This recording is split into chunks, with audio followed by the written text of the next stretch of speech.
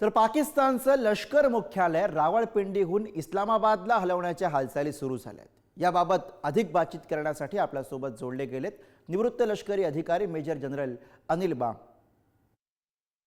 Operation Sindoor अंतर्गत भारताने पाकिस्तानच्या दहशतवादी तळावर मोठा हल्ला केला आणि अनेक दहशतवादी तळ आहेत ती नेस्तनाबूत केली। यामध्ये आपल्या जी ब्रह्मोस मिसाईल असेल ते त्याची एक महत्त्वपूर्ण कामगिरी होती।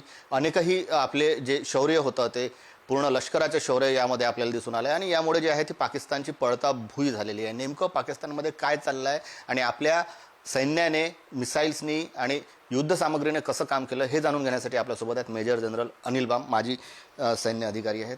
सर, काय सांगाल? सर्वप्रथम तर ब्रह्मोस मिसाईलची धास्ती पाकिस्तानला बसलेली आहे, कसं कार्य केलं असेल आणि ब्रह्मोस मिसाईल विषय म्हणजे काय सांगता येईल? ब्रह्मोस मिसाईल एक जबरदस्त कॉम्बिनेशन आहे भारत आणि रशियाचं। ब्रह्मोसचा जो विच्छेद आहे ब्रह्मपुत्रा आणि मॉस्को म्हणून त्याचं नाव ब्रह्मोस दिलं गेलं आहे। हे एक क्रूज मिसाईल आहे। क्रूज मिसाईल म्हणजे ते टेरेन मॅपिंग करून फ्लाय करतं आणि जमिनीवर एका पर्टिक्युलर हाईटवरती फ्लाय करतं। त्याला इंटरसेप्ट करणं, त्याला हिट करणं खूप डिफिकल्ट आहे आणि त्याची स्पीड पण जवळजवळ 3 मॅक आहे, म्हणजे साऊंडच्या 3 गुणा स्पीडने ते फ्लाय करतं। आणि जेव्हा ब्रह्मोस हिट करतं, इमॅजिन करा ज्याच्यामध्ये वॉरहेड 200 ते 300 किलोग्रॅमचे वॉरहेड असतात आणि त्यांची स्पीड जवळजवळ 300 ते करेक्शन त्यांचं वजन इतकं आहे की ते बाय वेट आणि ह्याच्यामध्ये TNT कंटेंटनी त्याला ध्वस्त केलं जातं। आपण पाहिलं की जेव्हा 9 आणि 10च्या मध्यरात्री आपण हिट केले आणि जवळजवळ 11 एअर बेसेस हिट केले आपण पाकिस्तानचे नॉर्थपासून साऊथपर्यंत, आणि जितकं डिव्हास्टेशन आणि डिस्ट्रक्शन आपण केलं आहे हे पाहण्याजोगं होतं। आणि आता तर रिपोर्ट येत आहेत आणि सॅटेलाईट इमेजरी येत आहेत आणि आपल्याला कळतं आहे की बिफोर आणि आफ्टरमध्ये किती फरक आहे। त्याच्यामुळे ब्रह्मोस हे एक खूप इफेक्टिव्ह वेपन सिस्टम ठरलं आणि हे मिसाईल इतकं तगडं होतं की त्यांनी खूप नाश केला पाकिस्तानमध्ये। आता तर पाकिस्तानचे अधिकारी असतील, पंतप्रधान असेल, तेही काही गोष्टी मान्य करायला लागलेले आहेत। भारताकडून एवढं जोरदार प्रत्युत्तर मिळेल अशी अपेक्षा असेल का त्यांना? त्यांनी अपेक्षा केली नव्हती, कारण प्रत्येक वेळा जेव्हा काही भारतावरती हल्ला व्हायचा, आरडाओरडा होतो, थोडाफार जमावट होतो सैन्याचा, छोटी मोठी कारवाई होते आणि तिथे संपतं।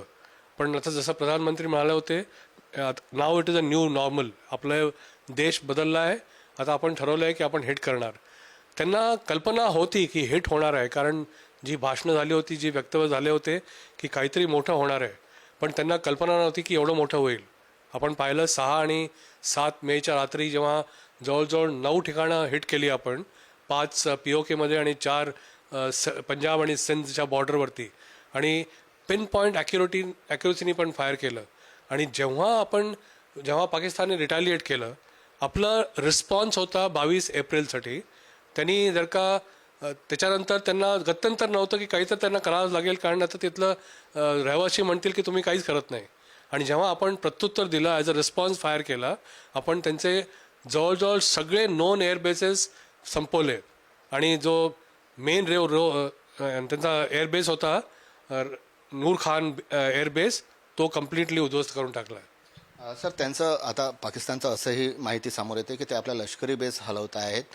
या पाठीमागे त्यांची काय भूमिका असेल? कारण 1947 पासूनचा जो लष्करी बेस होता तो आता हलवण्याच्या तयारीत आहे।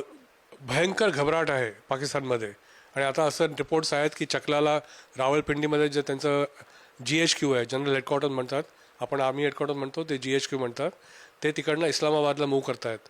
म्हणजे त्यांची इतकी घाबरट झाली आहे त्या पूर्ण देशाची, तिथले आर्मी चीफ असो का प्राईम मिनिस्टर असो।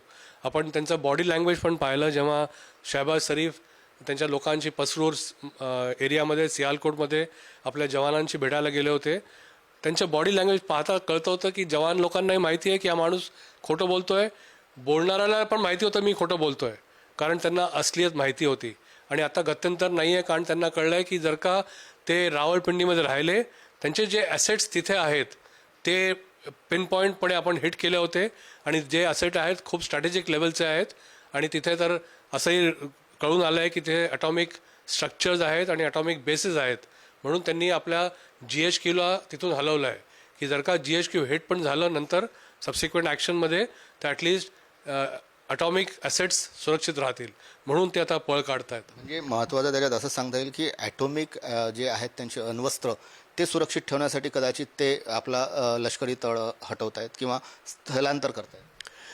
आता आपल्याला पाकिस्तानच्या अटॉमिक ब्लफसाठी काही विचार करायची गरज नाही. आपण पहिलेही म्हटलं होतं आणि ह्यावेळा प्रूव्ह झालं की जे गिधड भपकी देत होते की आम्ही ॲटम बॉम्बनी प्रत्युत्तर देऊ, सगळ्यांना माहिती आहे त्यांचं काय आहे.